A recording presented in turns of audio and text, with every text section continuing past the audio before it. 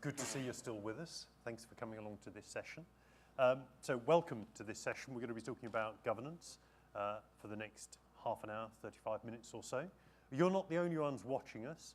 We are being live web streamed here, and I'm going to get some early viewing figures in a moment or two, so I'll tell you how many people are watching us. You need to be aware of that as well, because when you ask questions, you've got to be aware that the millions of people, no doubt, who will be watching at home will be able to hear and see you. So please be discreet and don't try to name anybody you don't want named. We're going to have a bit of a discussion about governance. I'll introduce my panel in a moment or two. But a discussion is a discussion. We need you to get involved as well. Those of you in the room can use this old-fashioned method of sticking your hand in the air. And I'll come to you. Have we got any microphones in the room? Yep, jolly good. So there's 2 microphones in the room. If you put your hand up in the air and I select you, please wait until the microphone gets to you, because otherwise the people at home won't be able to hear you. And then when you get the microphone, tell us who you are, what company you're from, or who you're representing. And then, of course, you can ask your question. If you don't want to be known, you want to ask an indiscreet question, you can also submit them discreetly, without your name, anonymously through the conference app. And you should have the conference app in front of you if you've got a smartphone, which most of us have these days. So you can submit a question through the conference app, and I'll try to pick those up as we go through as well. Do have the conference app open and ready, because we've got some questions for you too. And I'll tell you when you need to vote on some of those things. If you're at home, and I am getting the advanced figures through, apparently the audience figure is greater than EastEnders on Christmas Day, which is pretty good going. If you're at home, you can also submit questions through the online app, and they're going to appear down here.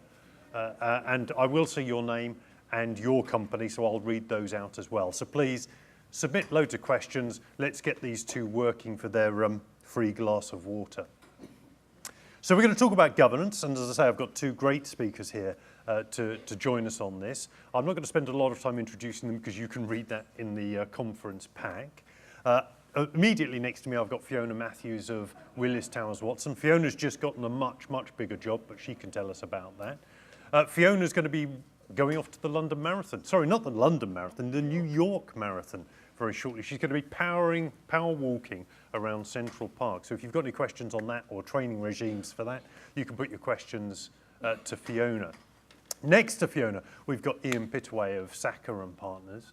And Ian obviously sits on a couple of IGCs and Master Trust Boards. Do you sit on a Master Trust Board? You don't sit on a Master Trust Board. You're just advising them, okay. So knows a thing or two about governance. He's also a budding racehorse owner. He has now got a horse with a 50% win rate, 1 out of 2. So if anybody wants any training tips, thank you. It's time for me to have a rest. Training tips, then you can put those to Ian. Okay, so we're going to talk about governance, and perhaps I'll start off by asking Fiona to introduce yourself and say a few things. Okay, thank you. So Fiona Matthews, and as Richard said, I used to run the Lifesight Master Trust in GB, so multi-employer sort of pension scheme, and now doing that globally, looking after Master Trust, DC solutions and financial well-being around the world. So I've got a great interest in governance. I guess my passion comes from looking at how we as an industry can work together to improve the outcomes for people in retirement, to get people far more engaged in pensions so they can make informed decisions and enjoy their retirement after sort of a hard sort of working life. And Master Trusts, I think, have a good role to play in that, and governance is really, really important to enable Master Trusts to achieve that aim. So that's why I'm here today, to talk about sort of that, and to talk about sort of why I think trust-based governance is really a positive thing for the industry, and an opportunity for us to think about how we can use it more broadly into other savings and post-retirement products. Good morning, everybody. I'm Ian Pittaway, here wearing a number of hats. I'm senior partner of Sackers. We're specialist pensions lawyers. But in addition to that, advising pension schemes, I'm also the chairman of trustees of a number of schemes. And as Richard said, I'm chair of the Aegon IGC and chair of the Association of Professional Pension Trustees. And like Fiona, I believe governance does make a difference. I think trustees and IGCs can alter the outcome for members for the better. So that's the starting point. The slight problem is that for the average member, they're really looking for some sort of income replacement in their retirement. And I think they will be baffled by the number of boxes we actually have. So we have a DB box regulated by TPR, and then a DC trust-based box, again regulated by TPR. We have their master trusts, who are in that sort of commercial space. And then we have workplace pensions governed by IGCs and the provider. And all of the issues are similar, but many of those boxes are proceeding at different paces and different rates. So to give you an example, 11 IGCs and their providers have come together to conduct a syndicated member research project to find out what members regard as value for money. But we're doing that over here, and we're learning some very interesting things which would work very well in a DC trust-based, but there isn't much cross-fertilization between the two. So that's something which I'd like to tease out today, those different boxes and why we have different rules at all for those types of pension.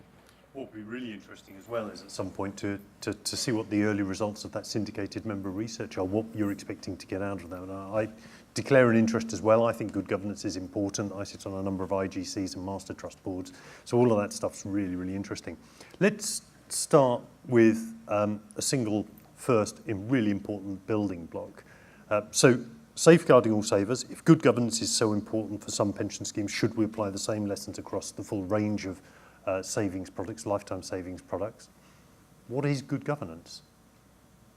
Fiona? So for me, good governance is about how trustees or IGCs use their resources effectively. Recognising their role is to look and protect members' interests.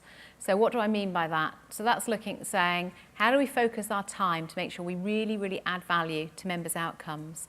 That's not necessarily focusing on things which are maybe interesting. So we've seen trustee boards where they focus very heavily on investments because they find that interesting and going into the minutiae of detail about what investments are doing. Whereas they don't ever look at the letters and the communication that go out to members, which actually is more important to say, is that communication to a member really adding value, helping a member to make an informed decision or understand choices and options they've got, or giving them information they can do something with. So it's looking at how do you use those resources to really add value to members. So for me, that's one aspect of sort of good governance. Okay. Yeah, I really support that. I think good governance in any of those pension boxes I talked about is the trustees or the IGC taking effective, informed decisions. And it is their responsibility to do that. So it's incumbent on them to put the infrastructure in place to allow them to do that. So good chairmanship, good support, good material. So in the end, they take a quality decision which really does alter the outcome one way compared to the other. Okay, and how do we hang measurables around good governance? How can we establish that good governance is actually being delivered? Well, that is a big challenge. Because take value for money. You asked about the syndicated member research. I think people will be staggered, perhaps not, but staggered at the level of awareness of the average member in a workplace pension of actually what they're getting and what value for money means for them. So one of the first challenges is identifying what the member, what the policyholder regards as value for money, rather than us, the pensions industry, deciding what we think is value for money and imposing our notion and concept on them. It has to come from the consumer, not from us. And we have to sort of alter our way of listening better, I think, and more effectively. Okay. And of course, that'll be complicated by the fact that different groups of people at different times of their life will value different things. Absolutely. Okay. And that's an important thing, so I absolutely agree. It's about sort of the member and what's value to the member. We need to listen to those members and use that outcome of what they tell us. But we've done some surveys recently with behavioural economists, I can't say that word, to look at see what do members really, really want. And what we're finding is about a third of members are saying, actually, there's too much choice. I don't know how to make a decision. And over half of people were saying, well, actually, I'm scared to make a decision. I know I need to make one, but I haven't got the confidence to make one. And they worry about the financial crisis that leads to. So I guess there's a role for us in industry, and it comes back to sort of governance and how do we help? How do we lessen the number of choices for people? Does that mean some consolidation in the market? How do we help people make informed decisions by making those decisions more simple? So most people are saying what they'd like is to have fewer investment choices. They don't understand the difference between the different investment categories. They want to think about their outcomes. So for me, some of the value we can add to members is helping them very simply answer 1 or 2 questions to understand what they want to do, what outcomes do they want, how much risk can they tolerate in terms of the sort of variability and the volatility of their sort of fund. And maybe asking a couple of questions really can turn it around to help members make a decision about where they should be investing. They're not selecting investment fund managers, they're not selecting between different type of fund strategies, but deciding what the outcomes are, and that automatically leads them to have a certain investment policy. And I think that's something where we can add better value for money for members and help them really engage and make informed decisions rather than shy away from making decisions and then worry that they've made the wrong decision. Because again, our surveys show that people having made a decision, nearly half of people then worry they've made the wrong decision. So. And there was litigation, I think, recently in the States, wasn't there, Ian, where one of the... Always litigation in the States. Yeah, fair comment, okay. But there was litigation specifically on that point of too much choice in the States just recently. Absolutely. But you mentioned the point about measurability of value for money. I think there are dangers in measurability because we measure what it's easy to measure. So charges, service standards, hard measures. And, it's a fact that what gets measured gets done.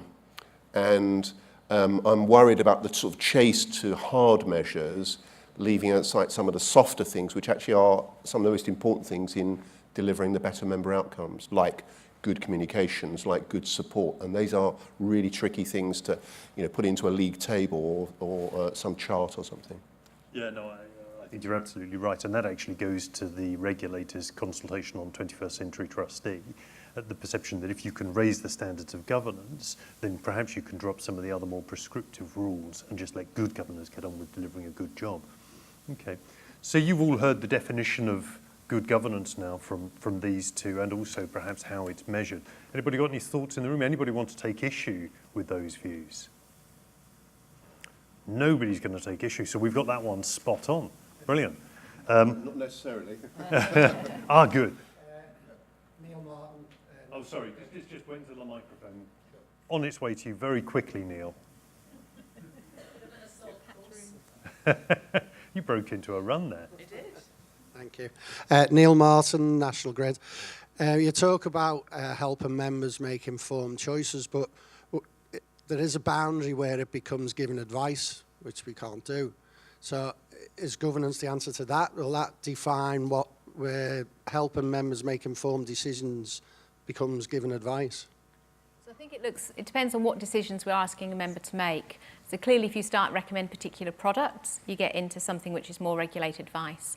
And people need help making those decisions, so providing them with help to make those decisions is important. But here I'm talking about how people make the choices that they have within the fund. So we know 80% of people, or 90% in some schemes, will be in a default fund.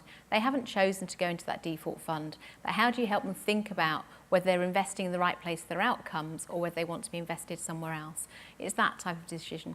Looking at how much people should be saving, so helping give them information about sort of level of contributions and the impact of that on sort of tax, on sort of future outcomes, the age at which they can afford to retire, again is a helpful decision which doesn't fall into financial advice, but it's helping people to make something, an informed decision which improves their retirement outcome. And those are the types of informed decisions I think we can make. I think we can also monitor that level of member engagement you might get within a scheme to see how much value you are adding in helping people to make those important decisions throughout their savings journey before they get to the point of retirement. And it's a great question, and it's a way in which trustees or IGC members can demonstrate governance, because many of us will have sat around a trustee board and been given like a communication to members, and your heart sinks. It's rubbish. It's just full of text and warnings and caveats, and the less good trustee board, the less good IGC will let that go because someone says, "Oh, that's compliant. We can't do anything more from that." The good trustee board, where good governance comes in, challenges that. Really? Well, I understand about the compliance, but let's make that clearer. Let's push the boundaries of information to exactly know where we are, and don't always assume that we need to be cautious. And that's where the value can be added, so that when members get that, they have at least a better chance of making the right decision rather than just throwing the thing in the bin because it's incomprehensible. I think diversity on a Sorry, hang on. Have you still got the microphone? No, that's all right. I only want to make a comment. I think diversity on trustee boards helps that. So diversity helps that. Diversity really does help that. So I can get... I mean, it's about... No, it's about jargon busting and putting it in layman's terms. And I've seen stuff that is supposedly in layman's terms that is still full of jargon. I think this industry is one of the worst for it. And if we can overcome that, I think that would help. Well, congratulations, first of all. I saw a tweet last night that said that the minister yesterday was the 5 millionth person to suggest that we should junk the jargon. You're the 5 millionth first. Maybe I can give a small example, because I absolutely agree with you, Neil. That's a really, really good point. And diversity of trustees is essential. So sitting on the Lifesight board, we have a lady called Jill Barr, who is marketing director at John Lewis, at Kingfisher, a number of other companies. So it doesn't come from pensions background, it comes completely from retail background. She has reviewed every single piece of communication we send out from Lifesight through to members, and we started getting fined toffee crisps if we had any word she didn't understand as a layperson. So it cost us a sort of 6-pack, multi-pack from Sainsbury's next door, first time she reviewed stuff. But in the last year, she's not found a single piece of jargon. So it's really changed our thinking on how we communicate, because she's looked at things through a completely different lens. So I think that's a really good example of how you can, by thinking more broadly about the type of trustees you have and the diversity they bring to the board, the value they can really, really add to members. But that diversity doesn't have to stop with the trustee board. I agree, it's good. But some schemes have member focus panels, so before they're going through a big communication panel, they'll actually show it to 15, 20 of the members, and they'll find out whether it actually works or not. The problem often is the timetable, rushing to get it out, and it doesn't allow for that important step. But I think you can build that in, you get some really, really useful feedback, and it might mean you've got it completely wrong.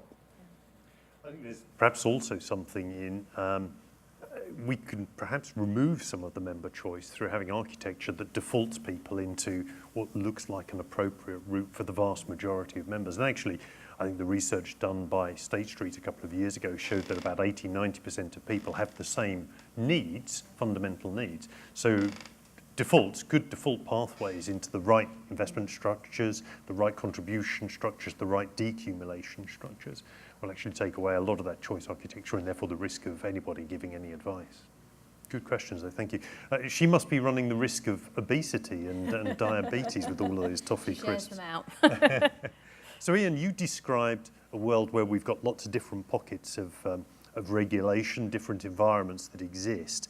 Where do we think the best examples of governance are shown, or is it a pick and mix? I think it's a pick and mix, and I think it's interesting that DC schemes, which we know for many years DC trust-based schemes, were a bit of a Cinderella subject, and they'd often be in a DB scheme, and we get to 10 minutes to lunch and we deal with DC, and that's changed over the last few years. But I think it's interesting that there's now a requirement for the chair of a DC scheme to issue the statement. And some schemes have used that as just a tick box exercise, but some of the better schemes have used that as a platform to explore the default, explore the communications. And it is interesting that DC in that respect has sort of leapfrogged DB, where none of these things are happening. And clearly we're getting the pensions bill, I think, today. I'm not sure if it's emerged yet, where there'll be some things in there about fit and proper tests for trustees. And it may be that we need to look at things, stand back and pick out some of the good things IGCs and DCs and master trusts are doing and come up with some sort of common set of principles, because there are principles which would govern all of those different types. And it may be having a common regulator would also help, so they're not sort of pulling in slightly different directions. Okay. You have anything to add to that, Fiona? No, I think it was a good answer. Yeah, I tend to agree. We need a governance project, don't we, to pick out and define what good governance really looks like. Yeah. Although the legislative environment might work against that a little bit. I'm sure it does. Yeah. Okay. Anybody, any comments on any of that? I'm not getting any questions from you lot sitting at home at the moment. You're all the ones comfortable in your living rooms. Oh no, it just flashed at me, but it was just refreshing. Okay. So lifetime savings, how are we going to overlaid this governance onto lifetime savings? So I wonder, so we've got lifetime savings. People want to have the choice to invest in different places, and the government is allowing that through the lifetime ISA and through flexibilities introduced last year.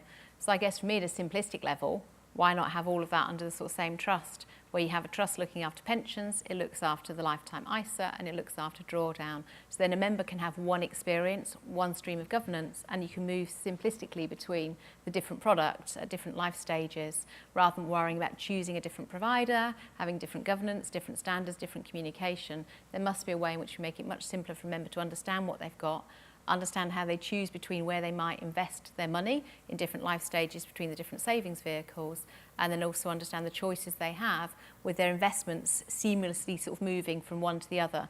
Because if somebody is able to engage through their sort of savings phase, then they should be in a position where they're investing appropriately for what they want to do when they come to the point at which they want to draw their money and spend those savings.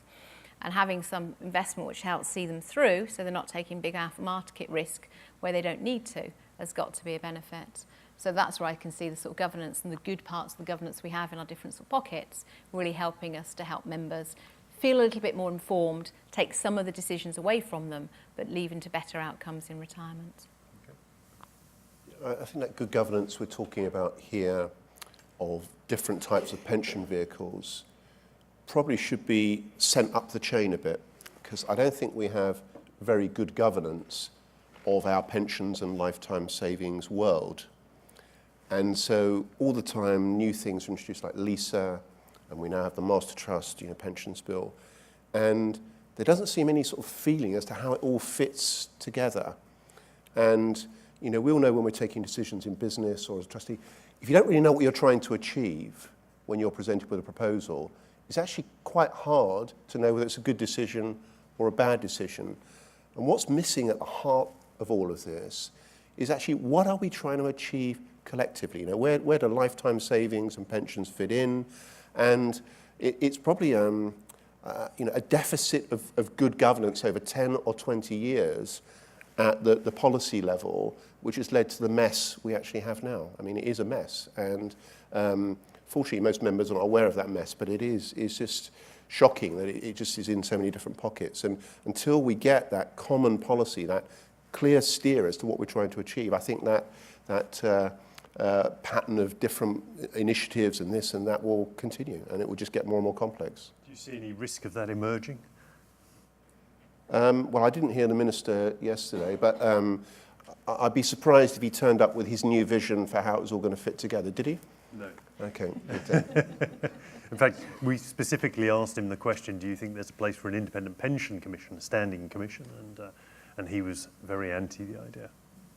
Which is a shame. I mean, and that's an idea that's been around for decades, and various people have taken that up. And I think it would be a great thing. And government have always resisted it. And I guess because they see themselves as speaking for pensions, although generally they're not, and they don't want this other voice over here, a bit like the Bank of England, cutting across them and raising awkward questions.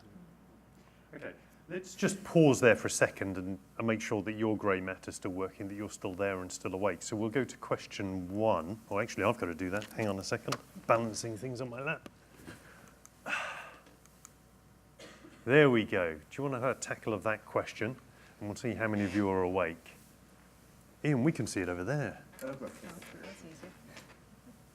And of course, this may have been answered for us just this morning. Has anybody seen whether the pensions bill's been published yet? It's been published, but you've not read it yet, Stephanie. I'm disappointed by you. I hope everybody's voting. Are we getting some results through? Ish. Okay. So while they're thinking about them, what do you think? So I'm a big advocate, and I've been very public, as Stephanie knows, in the sort of meeting, saying that, yes, people agree with me, excellent, that Master Trust framework should be compulsory. I struggle with some of the reasons why people don't, so it'd be interesting to see those who voted no to see why they believe the Master Assurance framework shouldn't be compulsory. You said that and the no group shrunk. Excellent, like that. So why do I think it should be compulsory? Well, as we've been saying, there are lots of different standards for governance, and the accreditation of the Master Trust Assurance framework is hard. It tests systems and controls, it looks at quality sort of communications and sort of the governance in place and the quality of the trustees. So it just provides that independent view of how well run a master trust is.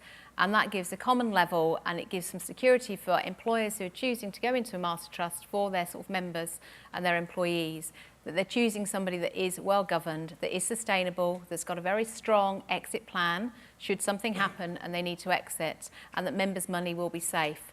So that is why I think it is really, really important. Yes, it does cost money. Yes, it is hard work. But any well-run master trust or arguably DC scheme should be doing these things anyway. So it's not a huge amount of extra work. The work comes in evidencing that you're doing the right things, both hard and soft. And that's where the value of the Master Trust Assurance Framework comes from. My biggest fear from the pensions bill is that MAF is not made compulsory, but we have a second tier of standards which are very similar to those which are in the Master Trust Assurance Framework, which we then have to adhere to.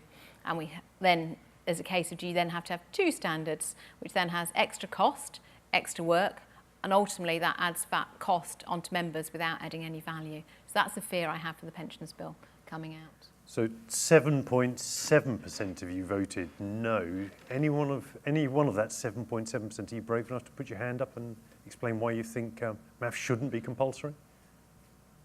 Okay. Okay. Should I just add something? Please do. Those who've been in the pensions world for a long time and perhaps been involved with professional bodies know how government works. So a good idea emerges. A consultation document emerges, it goes around. We all respond in good faith and spend a lot of time usually putting in some good ideas, and then it's rejected. And they just do initially what they were going to do anyway. And an example of that is a market in secondary annuities. Okay, we all knew it was a bad idea. It takes government a while to actually work it out themselves.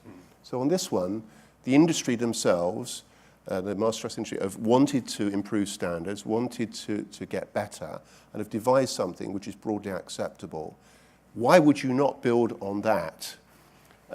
Why would you reject that and then try and build a completely new code which doesn't necessarily match with that? You know, it's just not very sensible or pragmatic government, and I wouldn't mind betting the pensions bill doesn't make that a requirement, and there'll be an alternative code, and you know, it's just daft. We end up with another dog's dinner. Okay, well, since I asked if you were brave enough, another person's dropped off of that down to 7.4%. As one question that we've come in, we have had a live web stream question. We've actually had a few. In the short term, do you think that DC pension regulation should be... Oh, no, let's not do that one. Let's do you think DC regs on the good value and transaction costs should be adopted for DB schemes? Shall I go first on it? Please do.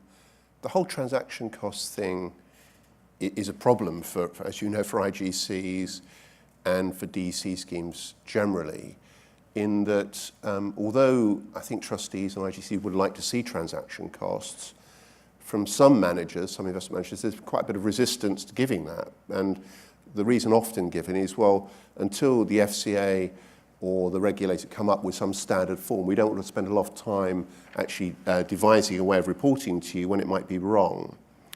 So there's still a massive amount of work to be done in the workplace space on transaction costs, and we just had a consultation paper from the FCA. So I think to actually extend that into DB just at this stage is premature. I think we need to crunch it in the DC world. When we've actually got a standard way of reporting, a standard way of assessing, then it might be time to do that. But I think, you know, a lot of the well-run DB schemes are already digging down to find out where the transaction costs are with their managers. But it's premature to have its regulation at this stage. Okay.